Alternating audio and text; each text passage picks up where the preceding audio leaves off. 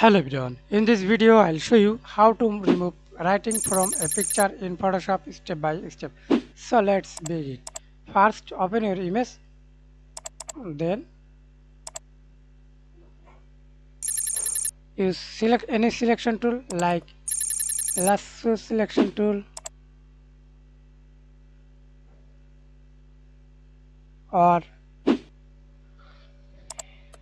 use magic wand tool, multiple selection, then select.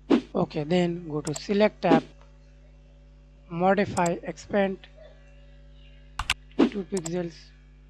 Then use selection tool again, right click on your mouse, fill content area. See this?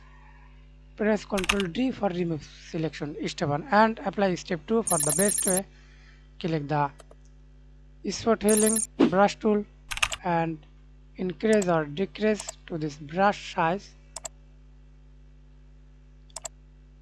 Simply draw anywhere, then remove. Draw anywhere or remove.